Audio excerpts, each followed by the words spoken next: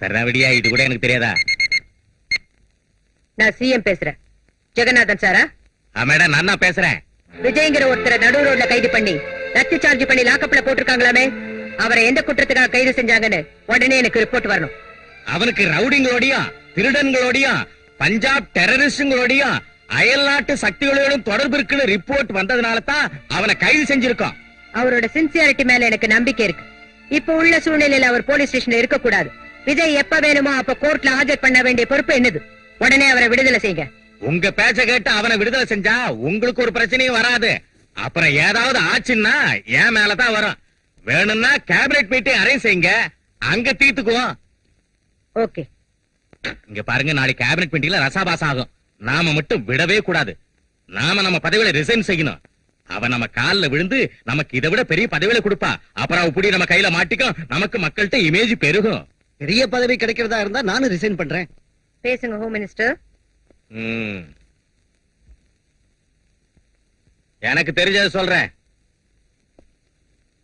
Cabinet மீட்டிங்ல இந்த மாதிரி பேச வேண்டி வந்ததுக்கு நான் ரொம்ப வருத்தப்படுறேன். கவர்மெண்ட்னா அதுக்கு ஒரு ஸ்டேட்டஸ் இருக்கணும், பொறுப்பு இருக்கணும். நீங்க லேடி ஹிட்லர் நினைச்சிட்டீங்களா? நம்ம கவர்மெண்ட் பத்தி ரொம்ப சீப்பா பேசிக்கிட்டு இருக்காங்க. நான் அந்த விஷயத்தை பேச விரும்பல.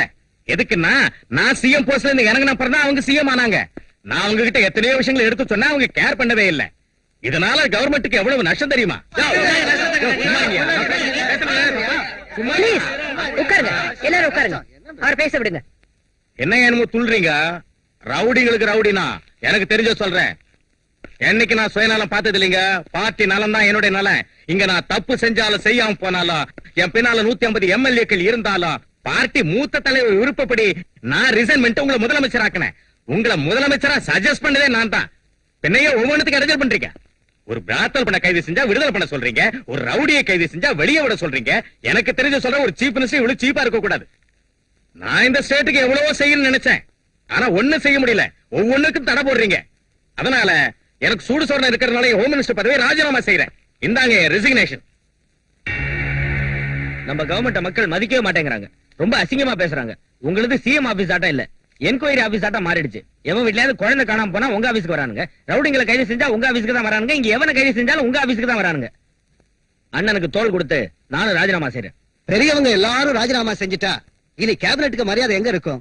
இவங்களுக்கு ஆதரவா நானும் ராஜினாமா செய்யறேன்.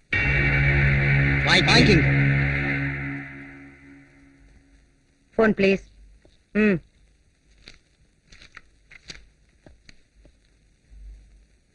கவர்னர் சாரா? கவர்னர் சொன்னாலும் இப்ப நாங்க வித்ட்ரா செய்யறதா இல்லீங்க. எவனுக்கு வேணும் இந்த பதவி? 3 ராஜினாமா லெட்டர் அனுப்பி வைக்கிறேன். அக்செப்ட் பண்ணிக்கங்க. அம்மா தாயே, அம்மா இப்படி ராஜினாமா செஞ்சா நீங்க பயந்து போய் காலில் விழுந்து பெரிய பதவி கொடுப்பீங்கன்னு சொன்னாங்க. நான் என்ன கேட்டாலும் கொடுக்கறேன்னு சொன்னாங்க. அம்மா பெரிய தப்பு பண்ணிட்டேன். இப்படி நடக்க நினைக்கவே இல்லை. என் லெட்டரை தந்துருங்க தாயே.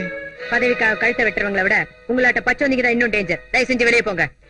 எங்க பாருங்க எம்எல்ஏ, உங்க நாடகம் நீ நடக்காது. தெய்வத்தை கொள்ளடிக்கிறவனு கூட மன்னிச்சு விட்டுறலாம். ஆனா தேசத்தை கொள்ளடிக்கிறவனு மட்டும் மன்னிக்கவே கூடாது. நான் உங்க 2 பேரையும் கேபினெட்ல இருந்து எப்படி தூக்குறதுன்னு ரொம்ப நாளா யோசிச்சுட்டு இருந்தேன்.